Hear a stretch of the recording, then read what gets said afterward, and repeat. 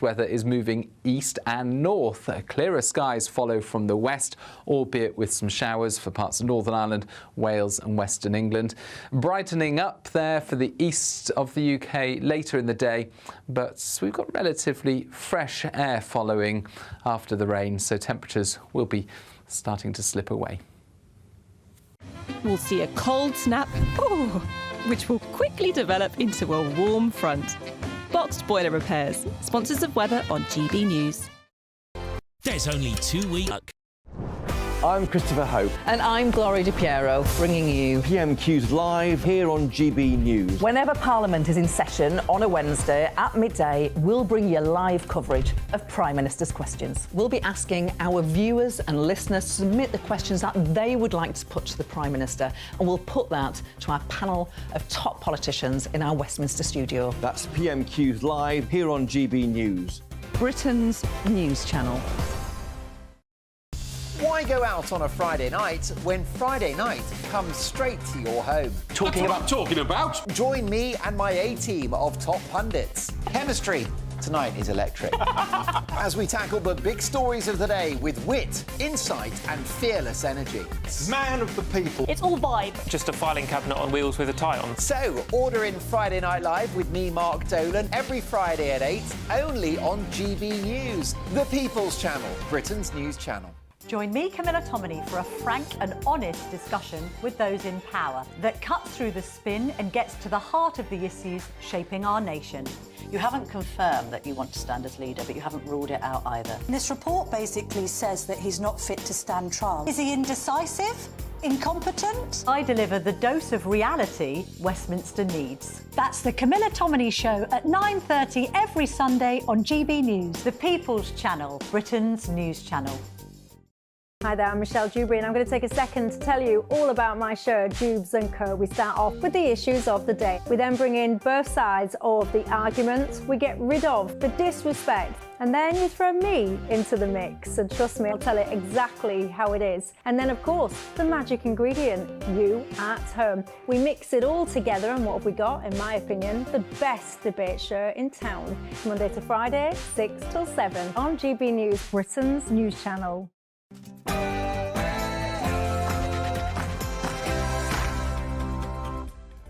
Hello, good evening. It's me, Jacob Rees-Mogg, on State of the Nation. Tonight, instead of just trying to stop climate change, shouldn't we be looking at new solutions in green technology? Innovative ideas like releasing chemicals into the atmosphere could help cool things down without the need for more taxes on cars and everyday necessities. Isn't it time we explore all the options instead of the militant net zero agenda? Keir Starmer's constitutional warfare continues as an hereditary peer warns that abolition would simply allow the Prime Minister to leverage more political control over the House of Lords. Was William Hague right when he warned us that the House of Peers will turn into a House of Cronies? An academic at the centre of an unfair dismissal tribunal after losing his job for making anti-Zionist comments during lectures at Bristol University is vindicated after the court rules his views worthy of respect. But is it up to the courts to decide what opinions we should like and not like? US Democratic nominee Kamala Harris is accused of plagiarism after a passage from her new memoir rings eerily similar to an anecdote told by Martin Luther King nearly 50 years before Miss Harris wrote. Is she a fraud or simply sharing the same experience that by amazing coincidence mirrors those of King's? State of the Nation starts now.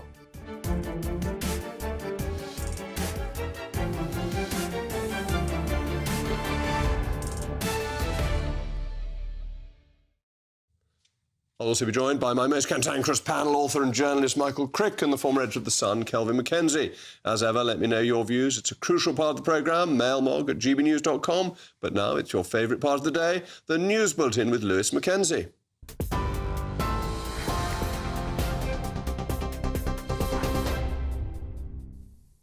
My favourite part of the day too. Good evening. It's 8 o'clock. I'm Lewis Mackenzie here in the GB newsroom. The Prime Minister and the Health Secretary have said new weight loss jabs could help boost the British economy by getting people back into work. Wes Streeting suggested the latest medicines could be life-changing for individuals and those that would relieve pressure off the NHS. But experts are insisting that the drug is not a quick fix nor a replacement for eating well and exercising and should only be offered under medical supervision. A court has been told that Sarah Sharif had to wear a hijab to hide her facial injuries she received in the lead-up to her death. The 10-year-old was beaten with objects, burnt with an iron and bitten in the weeks before she died. Her body was found in an upstairs bedroom at her home in Surrey last year after her father, Irfan Sharif, called the police confessing to the killing after fleeing to Pakistan. The minicab driver is on trial along with Sarah's stepmother and uncle. They all deny murder and cause or allowing the death of a child. The police officer who shot Chris Cabba has told the Old Bailey that he did not intend to kill him when he opened fire. Martin Blake told jurors that he intended only to stop the car Cabba was driving and aimed for the centre of his body. Mr Cabba was shot in the head while driving in south-east London back in September of 2022. He died in hospital the next day.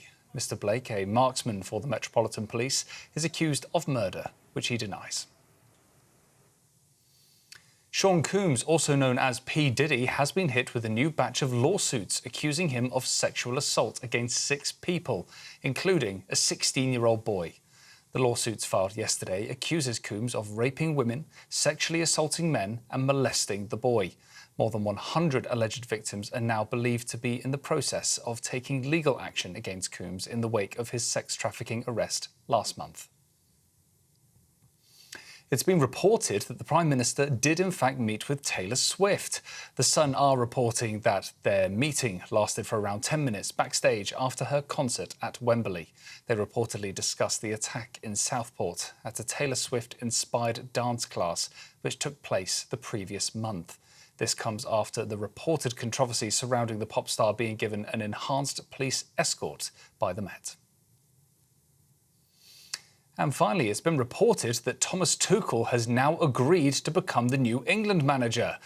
The former Bayern Munich manager, who also won the Champions League with Chelsea back in 2021, will reportedly succeed Gareth Southgate and become England's first ever German-born boss. Well, those are your latest GB News headlines. I'm Lewis Mackenzie. There's more from me in an hour's time, but now it's back to Jacob. For the very latest GB News direct to your smartphone, sign up to News Alerts by scanning the QR code or go to gbnews.com/alerts.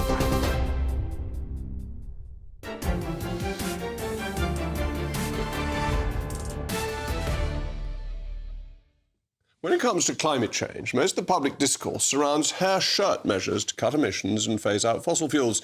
But is this really where our focus ought to be? Perhaps instead of being obsessed by a futile attempt to stop climate change, a goal that's looking increasingly out of reach, we should turn our attention to the virtues of green technologies and innovative developments to tackle some of the most practical and immediate challenges.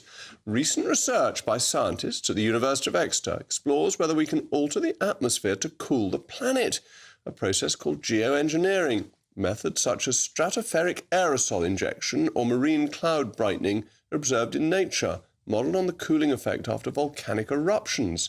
These ideas are controversial and they come with perhaps some risks, but shutting down the economy is the biggest risk of all.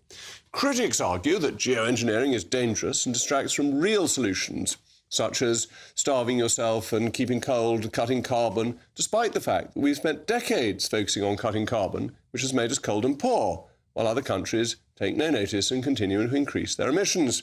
Geoengineering may not be perfect, but it represents a new frontier in climate science that we ought to explore if we're serious about mitigating the effects of global warming. Rather than resisting these new technologies out of fear and trembling and the precautionary principle, we should be developing them and understand how they work in nature. Professor James Hayward, who leads this research, argued if world leaders are going to consider these technologies, it's crucial to do the research now to understand how they work and how to minimise side effects. By supporting green innovation, we are equipping ourselves with more tools to deal with climate change instead of relying on big government, economy-destroying costs and restrictions on our freedoms. We need to stop thinking of climate change as just about shutting down the economy. The reality is climate change is already here. The question now is how do we adapt? Green technologies and development offer the best path forward. It's not about denying climate change, but rather using the practical tools we need to survive and thrive in a rapidly changing world. Human ingenuity is a much better route to solving problems than government diktat. Of course, The Greens hate it because they want to control your lives. But mitigation offers a route to tackle the events of climate change while improving our standard of living. It is a much better approach and goes with the grain of the desire of mankind to improve its condition. As ever, let me know what you think, mailmog@gbnews.com. But I'm joined now by my most cantankerous panel, author and journalist Michael Crick and the former editor of The Sun, Kelvin Mackenzie. Michael, is this a point on greenery where you and I may be able to agree? Because this has the same effect as shutting down all our gas-powered electricity stations and stopping driving petrol cars. But it's based on nature, it's based on how volcanoes work, and it will reduce the temperature. Well, I certainly think all of this should be explored, and every effort should be put in to help the people at Exeter, and indeed anybody else doing research on this in this country, or indeed anywhere else around the world. I think you've got to explore every option, and if, once more research is being done, we are confident that it will work without any side effects. And the trouble is that when you interfere with nature, there can often be terrible side effects, but we have to be careful. But I'm open to any idea that is going to make life easier and is going to reduce climate change and mitigate its effects where we can't reduce it. When we do know, both from recent history and from older history, that volcanic eruptions can have a very profound effect on the climate, that there's one recently that reduced the average temperature by 0.5 degree. There's one in the beginning of the 19th century that affects the climate for a couple of years, if I remember rightly. I wasn't there. But well, you'll not be surprised to know I'm not a volcanologist. And so, I mean, I don't know about what all the possible effects of volcanic eruptions are. And, part of me says, well, hang on, better be careful how much you interfere. I mean, it's one thing interfering with plants and flora and fauna and everything, but with volcanoes, it's just struck me that you could end up doing some pretty terrible things. Kelvin, isn't this...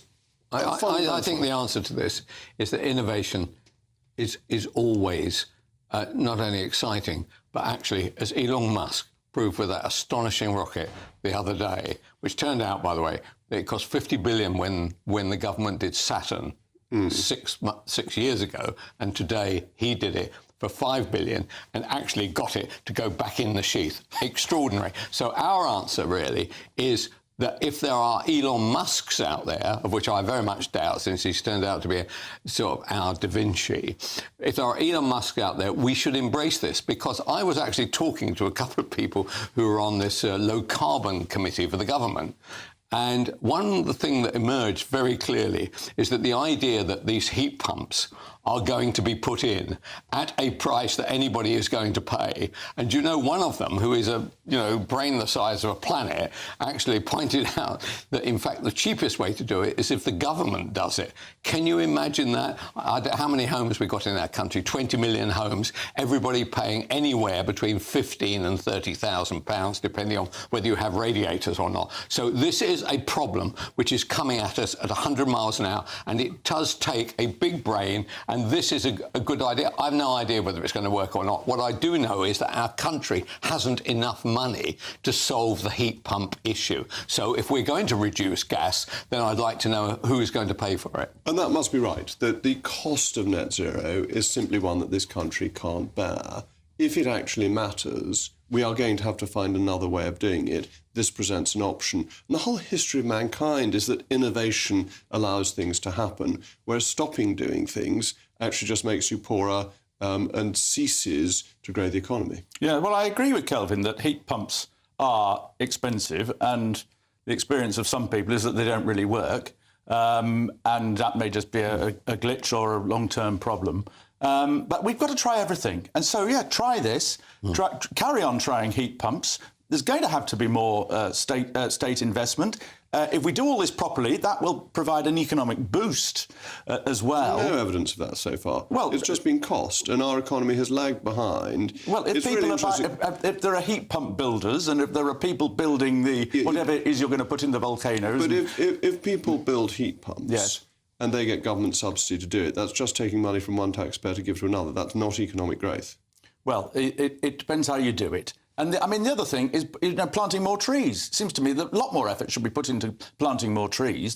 There is a lot of land available for planting trees, and it amazes me that we're so slow on that.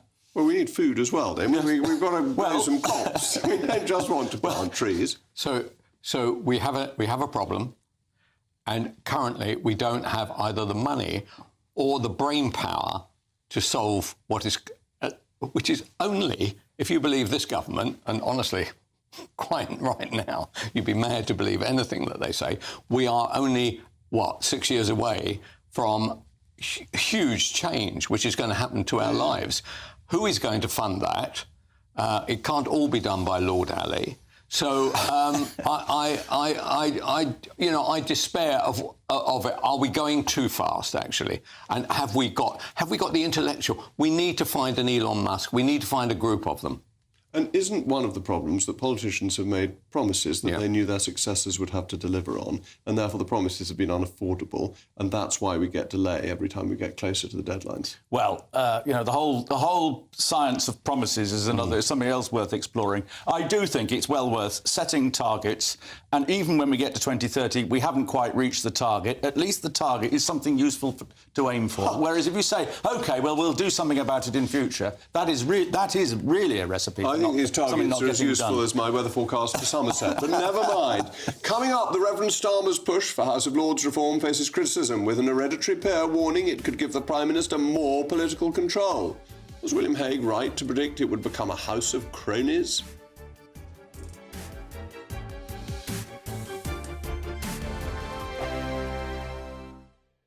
If you want your news to be straight talking, this is the nightmare for the Conservatives again. Down to earth. It's not just Nottingham where this is happening, is it? And most importantly, honest. Hard-working, middle-class taxpayers, they'll get their book thrown at them. They catch me, Martin Daubney, Monday to Friday, 3 till 6 p.m. on GB News, Britain's news channel. Martin Daubney, weekdays from 3 p.m. Please tell me that we're British. In our darkest hour, we can work around this. The beer will still be flowing at Christmas. Tell me, please. Martin, without using bad language, there's no words to describe that this is another major blow to the hospitality sector. I wake up every day with anxiety thinking, what's going to happen to us now? Oh my God, now the weather's against us. Not only are the government absolutely battering us, then the weather's now hitting us as well. Kate Stewart, this can only mean one thing. Prices, once again, going through the roof. And there's nothing we can do. We have on costs. We have to buy from the brewery. We have the VAT. We have then the VAT, what we take. It is an absolute nightmare. To be in the pub game now, Martin, is very, very difficult. And there's no light at the end of the tunnel. Everything just keeps hammering us from every different direction. And obviously, we have to pass that on to the customers, then price increases. There's nothing we can do. We don't want to sell beer at an inflated price. We want it as cheap as possible to get people through them doors. But we have no option. They're going to go up again in the new budget. There's no help for us. What are we supposed to do, Martin, except the only option is to close the doors and say, enough is enough. We can't do this anymore. I absolutely cry my eyes out having to put the prices up because you think, oh, my God, people are just going to turn away and walk. But we can't swallow the costs all the time, Martin. It's impossible for us to do because we will go bankrupt. There has to be, there's inflation getting hammered on us yet again, and we have to pass it on. I feel it when I take my children out for something to eat. You're like, wow, that has just cost a fortune. But what is the answer? The answer is the government needs to look at saving the hospitality sector and stop being so greedy in everything that they take away from us, or there won't be pubs. GB News, the People's Channel. Conservative MPs have finally chosen their top two for the leadership. And now, it's over to the members. Join me, Christopher Hope, on Thursday as Kevin Badenoch and Robert Jenrick are quizzed by Conservative Party members and myself at our GB News leadership event. And afterwards, join me, Patrick Christys, with a live studio audience and a star panel as we discuss what it means for the Conservative Party and what it means for you. Decision Time, the race to lead, from 7 p.m. this Thursday, only on GB News, the People's Channel, Britain's news channel.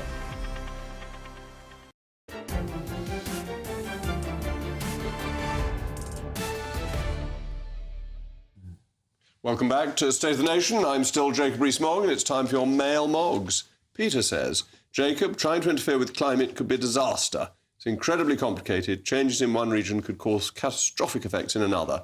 It's an awful idea. And Wayne is a supporter of Michael Crick. He says, Jacob, how about just planting more trees? Or is that too simple? So vote for Mr. Crick.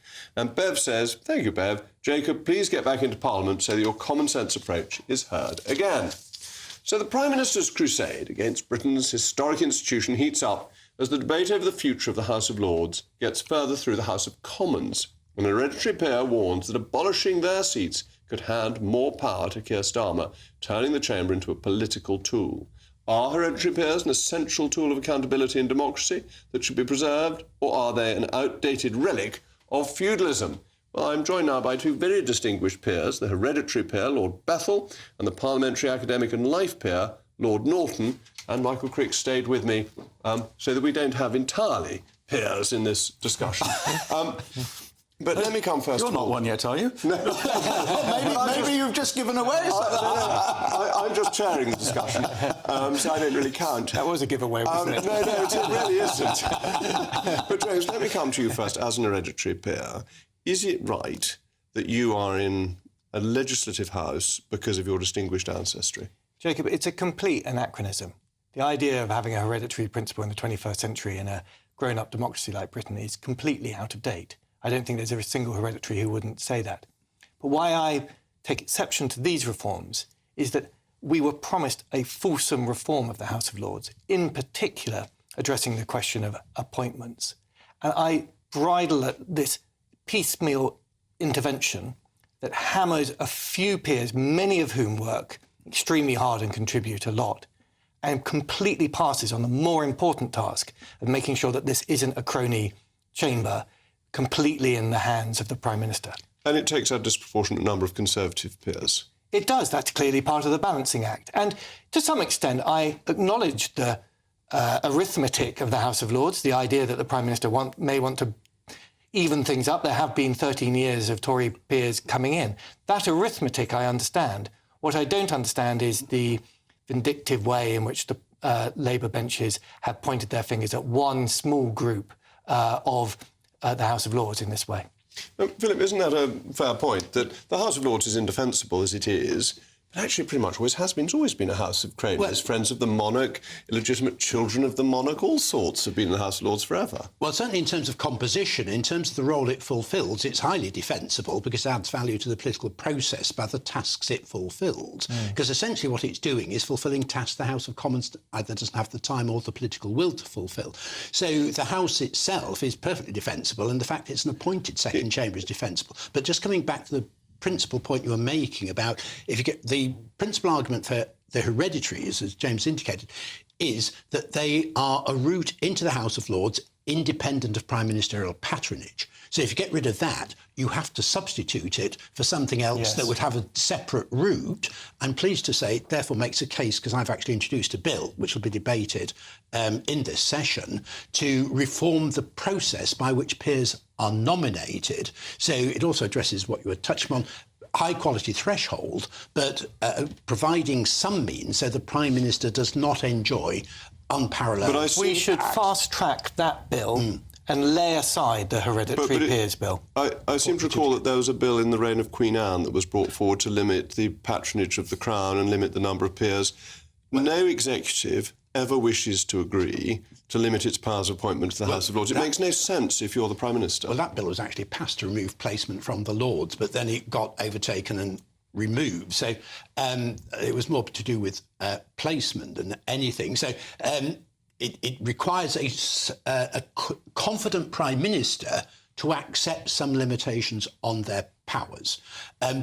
But you're not preventing the Prime Minister putting forward nominations. So if they meet a threshold of quality, of conspicuous merit, then there's not a problem But at isn't all. it better that the Prime Minister should have this patronage than anybody else? Because the Prime Minister is accountable to the electorate, and therefore appointments are ultimately accountable to voters. If you have another Quango, that's the last thing this country needs. I'm not sure that's quite right, because what we have seen is too much personal influence and choice on really what I'd call emotional terms. And I felt our benches filling up with people who were not necessarily committed to the chamber, whose attendance rates demonstrated that, and whose contributions in the chamber were not always meeting a threshold. What I would like to see is a quality bar of some kind, but that doesn't mean the Prime Minister doesn't have any influence at all. But Philip, hasn't that always been true of the House of Lords, that before the main body of the hereditaries were removed, there were 1,400 peers, the majority of whom never turned up? And then actually the House of Lords wants the peers to turn up who have expertise and something to say on that day. You don't want everyone turning up the whole time. No, I mean, there's a case for a large House, but not as large as it presently is. So you want members who've got expertise that's current, so if you like, still doing their day jobs, they can come as appropriate. So you don't want them all there all the time, but you need the people who've got the quality, and that's why the House of Lords Appointment Commission have a role to play. It would not stop the Prime Minister being the prime nominee for peerages. It would just provide the means to prevent inappropriate nominations. Would the Prime Minister be able to overrule this body, or would he have a veto on people he didn't approve of? The Prime Minister would be able to veto any... under this route, because at the moment the House of Lords Appointment Commission nominate one or two crossbench peers each year, so people of conspicuous merit. Now, what my bill would do would provide the means by which, when the Prime Minister made a nomination, it had to go through the Appointments Commission to check for quality, that they met conspicuous merit. Now, if they would... So they would be able to assess, not just as now for propriety, but also for suitability.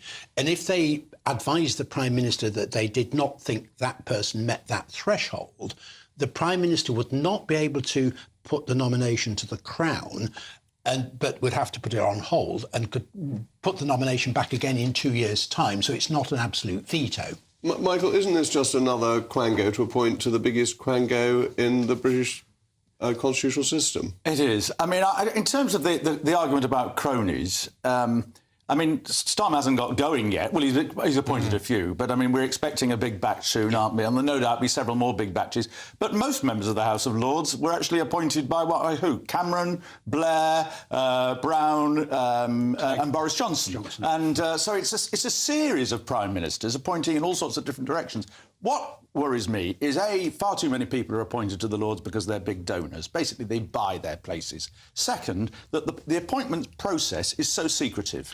Suddenly, we're told the following people in the House of Lords. And remember, they're in the House of Lords for life, if they want to be. I mean, take Charlotte Owen. She was, 29 when she was 31 or whatever. She could be there or the new one from Plaid Cymru is even younger. They could be in the House of Lords for 75 years. There should be a process whereby it's announced who might be appointed, public scrutiny, and then couldn't you have a reform that gave people an appointment for a period of time? Yes, that would be... so that the most distinguished former Prime Ministers might get life peerages, and people who you need, because you need them to be a minister, might get peerages for 15 years. This would be the logical extension of the life peerages. I think that would be a good idea, a 15-year, and without renewal, because the prospect of renewal would make them all suck up to the government and lose their independence. Whereas if you had 15 years and that's it and you're out, and then you could also make a choice as to whether you were going to do it early in life or later in life if you were asked. So I think that's would be a good reform. As a believer in the hereditary principle, I'm going to give the last word to an hereditary peer. Well, these are exactly the conversations we should be having. Demonising hereditaries is not the answer. It's having this kind of mature debate. Brilliant. And all these proposals are not mutually exclusive. Well, thank you very much to my very distinguished and academic panel. Coming up, another academic is at the centre of an unfair dismissal tribunal after losing his job for making anti-Zionist comments during lectures at Bristol University. He's been vindicated after the court has ruled his views are worthy of respect. But is it up to the court to decide what opinions we should like or not like?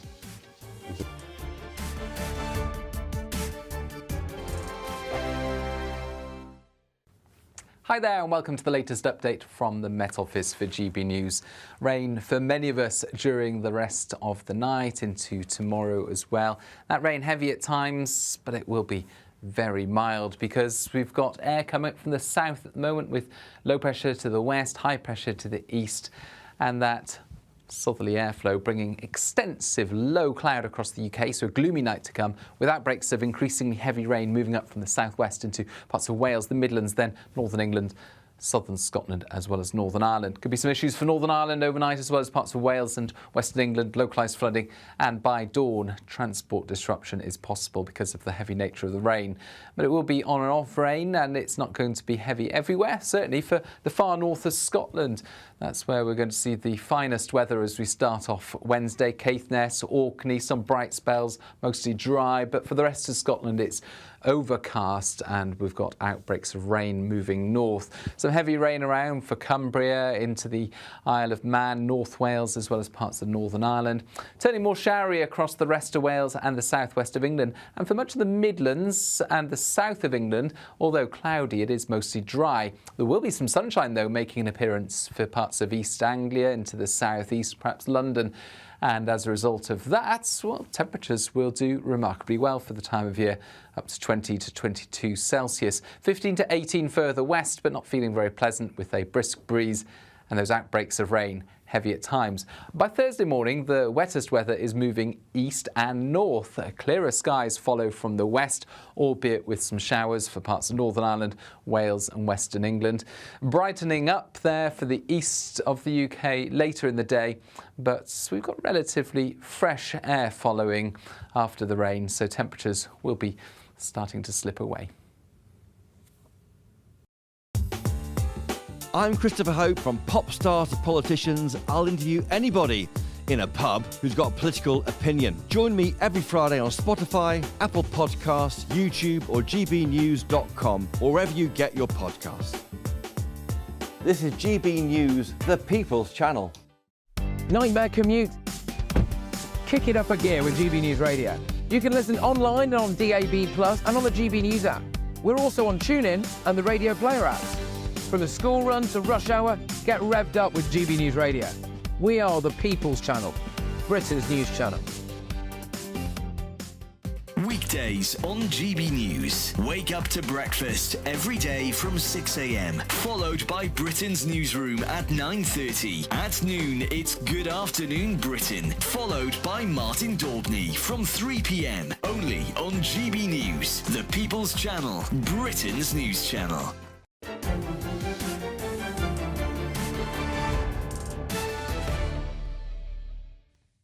Welcome back to State of the Nation, and mail logs have been coming in. Peter says, given that the envy-driven Labourites are set on booting out the last 92 hereditary peers, would it not be appropriate to remove all the trappings of history from the second chamber? No ranks, no robes, no processions, and no more history. Well, they wouldn't like that. The Labour left love dressing up a bit, more than old-fashioned Tories, I think. An academic at the heart of a controversial unfair dismissal case has been vindicated after a tribunal ruled his anti-Zionist comments during a university lecture were worthy of respect. While the court took his side, it raises a bigger question. Should courts really be deciding which opinions we should be respecting and which we shouldn't? Well, I'm joined now by the man at the centre of the story, the former professor of sociology, David Miller. Professor, thank you very much for joining me. The question really here is, are you anti-Semitic? Well, the question that the court was asked to determine was, in part, was I anti-Semitic? And the court determined that I was not anti-Semitic. And indeed, the university had itself had 3 separate investigations, 2 by an external QC, all of which determined I was not anti-Semitic. They included rather that my views were anti-Zionist, and the courts concluded that the reason I was sacked was because my views were anti-Zionist. The university was so freaked out by the idea of an anti-Zionist that they had to sack me. And if I had said everything else that I had said, absent the anti-Zionist views, I would not have been sacked. So that's what the court thought. So when you said last year, August last year, that Judophobia barely exists these days, and the fact, 1, Jews are not discriminated against, 2, they are overrepresented in Europe, North America and Latin America in positions of cultural, economic and political power, 3, they are therefore in a position to discriminate against actually marginalised groups, that wasn't classic anti-Semitic commentary on Twitter? That's correct. It's not classic anti-Semitism. It's actually so Jews are overrepresented in positions of power is the classic conspiracy theory against the Jews. Well, the evidence that I quoted in the thread all came from the Equality and Human Rights Commission, from government-funded research. This is well known. It's well known that Jews are the most advantaged section of the population, economically speaking, and of course are overrepresented in positions of power in Parliament, in journalism, in finance, and many other places. Whether you think that's anti-Semitic or not, it is true. This ties in with what you were saying about the Bristol JSOC, which is all reported in the judgment, that you say it's part of a Zionist, pro-Israel, well-funded organisation. Again, absolutely the classic anti-Jewish tropes that the Jews are well-funded international conspiracy working against our interests. Isn't that classic anti-Semitism? Well, no, there's no mention of international. It's simply factual. I mean, I've been doing research on the Zionist movement for many years. It's simply factually the case that the university's Jewish Society, which is formally Zionist, and the Union of Jewish Students, formally Zionist, were attacking me. And so also simply the case, as Al Jazeera showed in its documentary, they're funded by the Israeli embassy. And they're dedicated to pursuing Zionism on campus. These are facts. Whether you think that's anti-Semitic or not is maybe down to you, but they are factual statements. What I point out to you is when you say this is a direct member of the World Zionist Organization for a university Jewish society, you are basically going back to the classic anti-Semitism of saying the Jews are organized globally and they are using this for reasons of power, and that ties in with your tweet of last August. So you use Zionism as cover for anti-Semitism.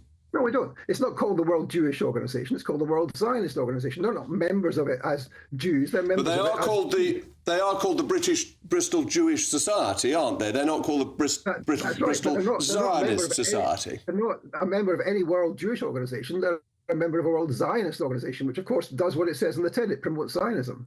So you're saying that the Bristol Jewish Society is promoting Zionism because they're Jewish, and then you're saying that's not anti-Semitic. I just don't get how you get out of the anti-Semitic position. It's not. This is absurd. They're promoting Zionism because they are Zionists. Not all Jews are Zionists, not all Zionists are Jews, but the Jewish society on campus is a Zionist society. It's formally Zionist. It could tomorrow, as I wish it would, resign from the Zionist movement and pledge to represent all Jews. It doesn't do that at present. It excludes anti-Zionist or non-Zionist Jews from membership and from participation in its activities. So I wish that they would represent all Jews, but they don't. But wouldn't that be fine if you hadn't said, in addition, that Jews are not discriminated against, which we know is not true? We've seen a lot of discrimination against Jews in recent times. We don't know that. But the only way in which you can show that there is discrimination against Jews, they're not discriminated against at an economic level. They're overrepresented in public life. No. Just because they're overrepresented doesn't mean they're not discriminated against. They could be even more overrepresented if they weren't discriminated against. They may be overrepresented because they're brilliant. Oh, because they're brilliant. Well, you can make that argument, and that is an argument which is made by people who believe in race science. I don't particularly believe in that stuff, but yes, they're overrepresented. And the question is how one deals with that in a society which is supposed to be egalitarian. Now, my view is that it's not just a question of the status of Jews in the society. It's a question of how that links to the genocide in Gaza. So the fact is that the Zionist organizations, every Zionist organization in this country, is engaged in supporting the genocide in Gaza in one way or another, and that's a problem. When you say that Jews are overrepresented in positions of power, political power in Europe, how much more or less represented would you like them to be? Well, what I'm trying to do here is explain why it is the case that Jews are in an advantageous situation to be able to pursue Zionist policies. And that's, but now you're linking Judaism and Zionism, which is exactly what you were trying to get away from by pretending your anti-Zionist views aren't anti-Semitic. I am linking the two of them in the sense that they are more advantaged, which allows some Jews, the ones who are the most senior, tend to be more Zionist than the others, and they are able to use that power. You've just admitted that the Jews, because they're powerful, promote Zionism. So you have been using Zionism as cover for your anti-Semitic views. Well, it's a nice try, Jacob, but it's not the case. Well, it seems to have worked, actually. You said it. No, look, the reason that we have the Israelis are able to dominate certain elements of our politics in Parliament in terms of counter-extremism, in terms of counter-terrorism, is because, yes, of the Israel lobby, which is important, but also because Jews are overrepresented, and the Jews who are overrepresented in the senior levels of business and politics tend to be Zionists. There's hardly any anti-Zionists who are Jewish billionaires, for example. And so that actually gives them an advantage in discriminating against others, including, in particular, of course, the groups in society who are the least advantaged, who are the most disadvantaged and the most discriminated against, which is, of course, Muslims, not Jews. Well, I think you have, by your own words, made quite clear what your position is and have linked Zionism to Judaism, and that must be fundamentally anti-Semitic. Your right to free speech must be upheld, but by your own words, I think you've made your position very, very clear. So I'm now going to go to my panel. I've given you great opportunity to speak, but I do now want to go to my panel, the author and journalist Michael Crick and the editor of The Sun, Kelvin Mackenzie. Michael, I'm all in favour of freedom of speech, as are you, and I believe he's entitled to freedom of speech. But it seems to me that he is using anti-Zionism as an absolutely classic shield to try and protect him from an anti-Semitic charge. I don't know. It's a minefield, this. I'd like to, hear more about what Mr. Miller has said and what he's written. There may be an element of him being certainly tactless, but it's such a difficult area, this, that the way in which the word Zionist is used in lots of different ways. It's used as a term of abuse by appalling anti-Semites as a way of not attacking Jews, but using attacking Jews, but using another name. The key point... and then when it comes to Israel, it can mean simply a belief in the state of Israel, or it can mean belief in an expanding state of Israel, greater Israel. The key point that he made was that Jews are disproportionately represented in positions of power, and therefore they lobby for Zionism. And that was the point at which he was effectively bang to rights, that he was linking the two and saying the overrepresentation, which is a classic view of anti-Semites over the centuries. Well, I think you've got to be careful about, this is so difficult. You've got to be careful about this whole thing about, that's what people have said over the centuries, and therefore, if you say it now, even though it might be true, that you are being anti-Semitic. For instance, are you not allowed to say that Jews are overrepresented, say, in the City of London or in the law, but you are perhaps allowed to say that Asians are overrepresented in the law or the City of London? I think it depends how you phrase it. If you say overrepresented, you're implying that you disapprove of the representation. If you're saying that more Jews get into Harvard because they're better at the tests... There's a way of saying it that isn't... I agree, that phrase overrepresented... I don't think actually David Miller says that, does he? What's the word he does? Did he? But anyway, it's just so difficult. I took the trouble to read this very long report. Kelvin? Among my Jewish friends, one of the issues that they have is that that people attack Israel as an easy way of actually having views about Jews which are not acceptable. So this kind of split between the two sides. But you are entitled to criticise the Israeli government. You must. I'm not saying you're not. I'm not one of them, by the way. Mm-hmm. So I look upon him as one of the great wartime leaders of modern times. So there is that issue, right? There is the other issue that there are only 250,000 Jews in this country. I think there are only 6 or 7 million across the whole world now, or 7 million perhaps, right? So the idea of being over-representative, right, all it means is if you have been pursued for thousands of years from country after country, pogrom after pogrom, that it's no wonder that you have a sustainable intellectual, physical ability to take on enemies, right, in a way which... lucky for me, Anglo-Saxon, I haven't had to face any of those. So I understand all that. For that guy there to go down that route, right, at his university, he must have known that it was all going to end in tears.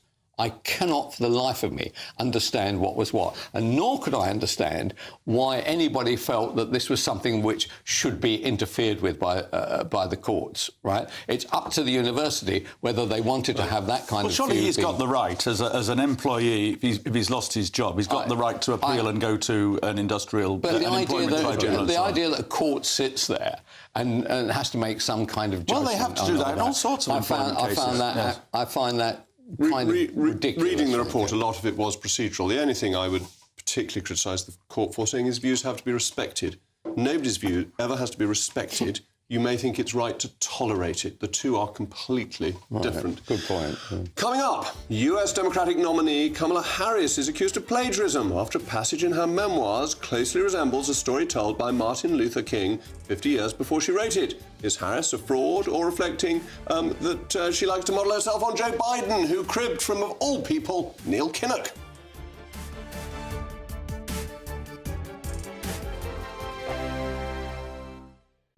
This is GB News, Britain's news channel. There's a huge financial and mental strain for parents, but we have this system now where it talks about they bringing a family member to help, but I don't think that's happening a lot of the time. I think people are having to be off work, look after their child, and often, sorry to say, but their school always calls the mum, and then you have this situation where you have nobody to look after your child. People's grandparents don't seem to want to do it so much, and often family members aren't just down the road. So what we have is no village.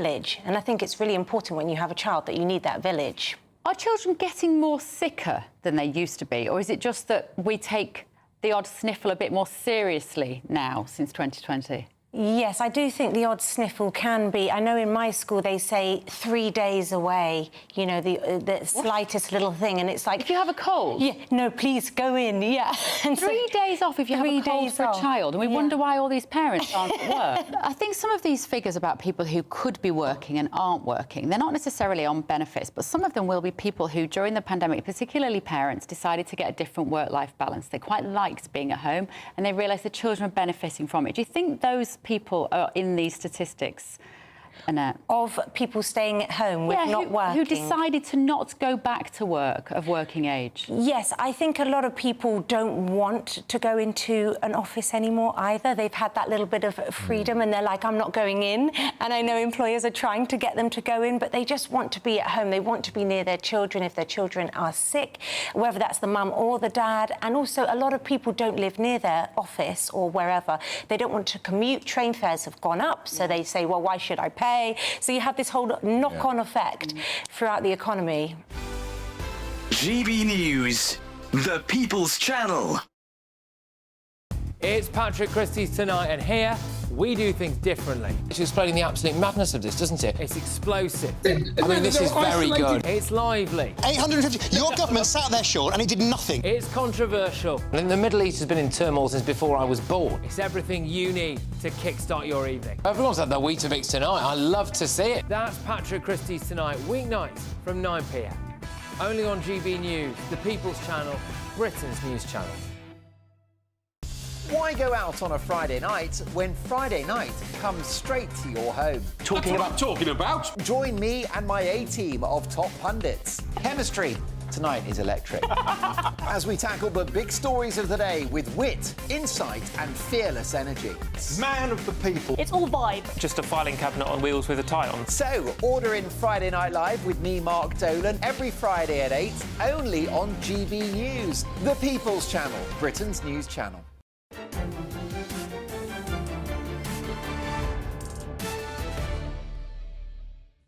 Welcome back to State of the Nation. Time for more male mogs. Bill says, Jacob, it's the old protocols of Zion. Anti-Zionism is anti-Semitism by a different name. God bless you. Thank you very much. And John says, thank you for your clear words. Be very sure when they say Zionists, they really mean Jews. Dr. Martin Luther King, who we're going to be talking about a bit more, because the US Democratic nominee, Kamala Harris, faces accusations of plagiarism after an anecdote in her memoir mirrors a story told by Martin Luther King nearly 50 years before she wrote. Harris recalls saying, "We them" as a toddler. How sweet! Upon seeing civil rights actions strikingly similar to King's tale of a young girl in Birmingham, Alabama. Is this showing a fraudulent side to Miss Harris, or is she just imitating the great Joe Biden, who famously cribbed one of Neil Kinnock's speeches? Well, I'm joined now by election campaign strategist Pablo Ohana. Well, thank you very much for joining me. Do you think she really had this experience as a toddler, or that it's poetic license? Well, I think we start with the sources. The author and researchers of this theory are simply not credible. One is a conservative researcher who has been taken to court over misleading claims and criticised for being overly aggressive and inaccurate. The other is a far-right Republican who wants to ban the discussion of LGBTQ rights, attributed being gay to grooming and sexual abuse, spread the lie about immigrants eating pets, and question whether America has a race problem. So let's just call this what it is. This is a right-wing conspiracy theory clutching at straws to derail you can call it that if you like, campaign, and but don't you think she might come and do an interview with at least one or two proper interviewers to find out whether she really had this memory? Because it is remarkably coincidental that her memory should match her Martin Luther King story so closely.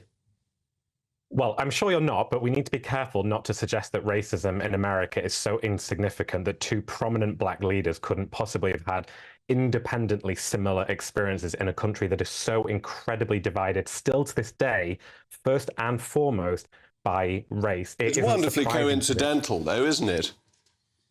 And you say the commentators who've come up with this story, what evidence does she have for the story? Does she have any evidence for it, or is it just her anecdote?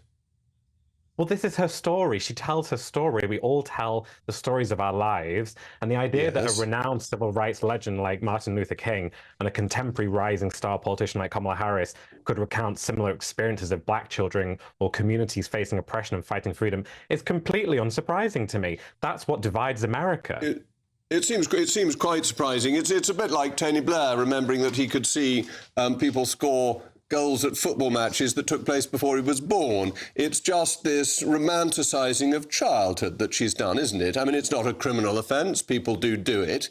But she's been caught out. And you don't like the people who've caught her out, but that's frankly irrelevant. No, I mean, the people that have caught her out, in your words, are just right-wing hacks. Let's be honest about this. Her book is extensively... But that's perfectly reasonable. She's not going to be caught out by her political friends. Any that's just silly. accusation that she didn't suitably credit sources is misplaced. The story is her story. She's told her story. She's entitled to tell her story. The idea that it is resembles a story told by Martin Luther King is not surprising. These are it's quite funny. Do you think she should do some interviews, or do you think she should carry on hiding away from scrutiny? She is doing interviews every day. Donald Trump has just cancelled a third interview just today. She won't do one with Time magazine, will she? She won't do one with anyone who will ask her tough questions.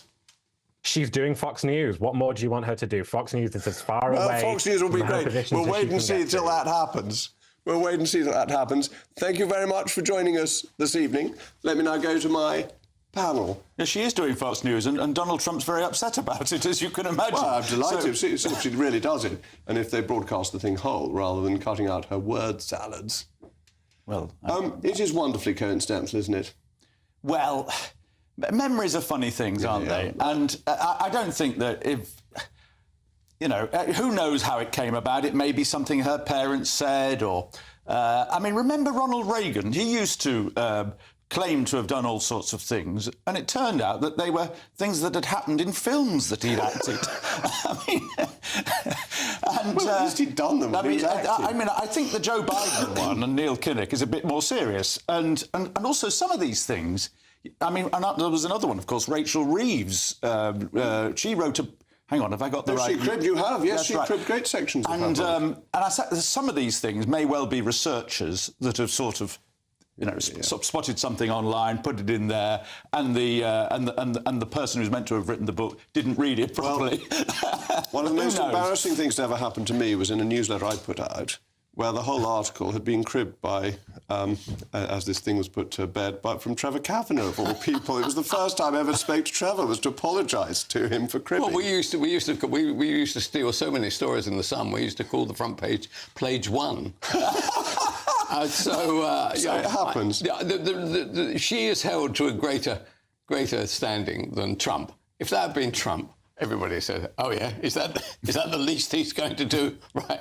And actually, in a funny way, I think she's actually been quite cunning about the way she's conducted this campaign by not having to answer any questions. After all, Starmer and their lot. They said absolutely. I mean, it was a huge error to have a short campaign because it didn't hold Starmer and co. to account. And she's only doing what Starmer and Co did. They didn't answer any tough questions. All they simply said was there'll be no tax rises. And the first thing that they do within 120 days, hello, national insurance. Well, strangely enough, Starmer is now doing lots of interviews, far more interviews than I would have expected. But not that wonderful Humphreys interview with Blair that's about an hour long at the Eccleston affair. Yeah, there's nothing like that. No, they don't. None of them do long interviews I'd love these to days. see, or like Brian Walden used to do. I'd love to see Keir Starmer do that with you for an hour. I mean, you know, that would really test his mettle. Anyway, finally, grab your conkers, because we've got a nutty scandal on our hands. It seems the World Conker Championships have been cracked wide open. David Jenkins, a.k.a. King Conker, has been accused of cheating after rivals found he had a steel conker squirreled away in his pocket. Yes, you heard that correctly, a steel conker. Not exactly the kernel of the matter. David, at 82 years old, was crowned champion of the tournament, only to be dethroned by a wave of suspicion. This is where the metal conker appeared. And just when you thought the competition couldn't get more nutty, a metal conker. It's not just some hoary old chestnut, but David's joke to amuse children, and something he claims he would never have used. But his competitors, they're not cracking up over this one. They're suspicious. How do you go from never winning for decades to suddenly conquering the world? David, my friend, that's a conker conspiracy waiting to be investigated. And the best part? The organisers are taking this very seriously. They're looking into whether the steel conker was used to conquer the competition. So, was King Conker playing fair, or did he steal the crown? Either way, this reminds me of the famous Spoonerism. Dr. Spooner himself, announcing the title of a hymn, said they were going to sing Kinkering Kongs, their titles take. Well, on that happy note, that's all from me. Up next, it's the great Patrick Christie's. Patrick, what's on your bill of fare this evening? Well, we've had some astonishing developments in the last few minutes, actually, Jacob. The illegal migrant who threatened to kill Nigel Farage has just released a new video. He says he's in England and he wants to meet Nigel. So we're going to be playing you that video in full, see what you make of it. In other news, although related, a Romanian man who threatened to slice a woman's face off is back in Britain 17 days after we deported him. When you bring those two stories together, I think it's reasonable for us to ask whether or not Britain is now a safe haven for violent foreign thugs. I am also going to be looking 3 years since the sad murder of Sir David Amess. Is Britain now more at risk of Islamist extremism than it's ever been? So stay tuned for that and much, much more. As always, a very exciting programme, Patrick. That's coming up after the weather. I'm off to celebrate my wife's birthday with dinner at Claridge's this evening, which should be fun. Otherwise, I'm back tomorrow at 8. I'm Jacob Rees-Mogg. This has been State of the Nation. And the weather in Somerset, oh, it's absolutely fantastic. And my mechanised lawnmowers are having great fun. They whiz about and I can watch them on my iPhone. It's absolutely captivating.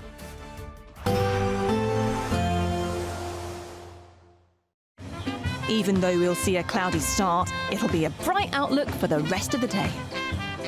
Boxed Solar, sponsors of weather on GB News. Hi there and welcome to the latest update from the Met Office for GB News.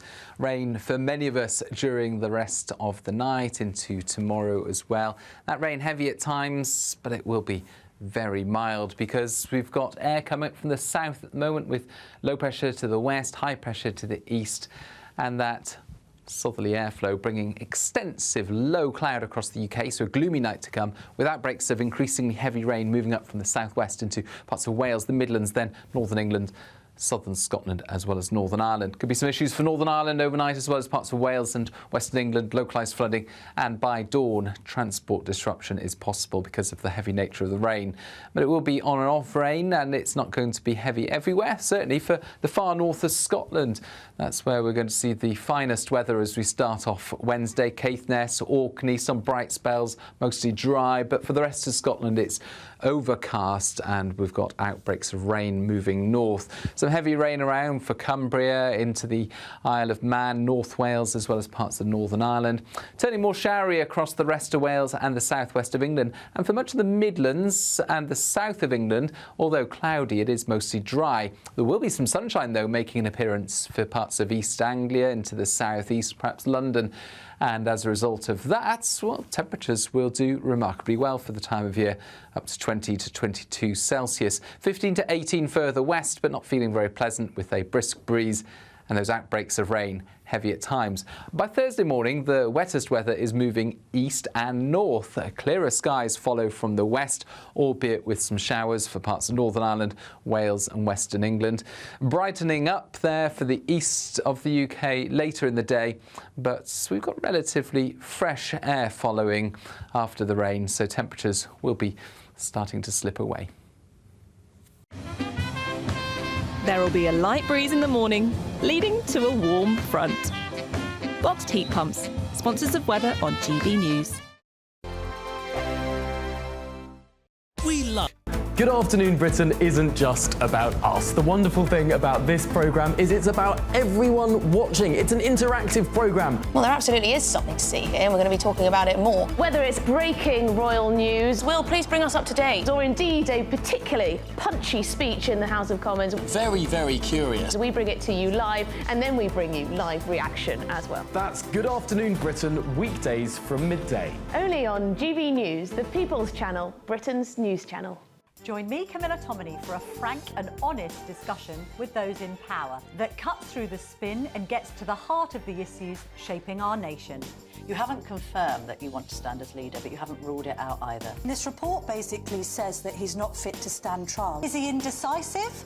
Incompetent? I deliver the dose of reality Westminster needs. That's the Camilla Tominey Show at 9:30 every Sunday on GB News, the People's Channel, Britain's news channel.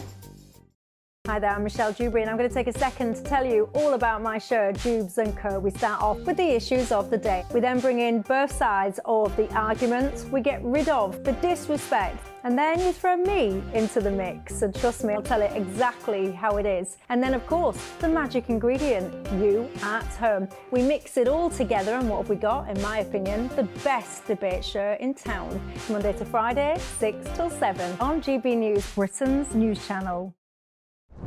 I'm Christopher Hope. And I'm Gloria Di Piero, bringing you PMQ's live here on GB News. Whenever Parliament is in session on a Wednesday at midday, we'll bring you live coverage of Prime Minister's questions. We'll be asking our viewers and listeners to submit the questions that they would like to put to the Prime Minister, and we'll put that to our panel of top politicians in our Westminster studio. That's PMQ's live here on GB News, Britain's news channel.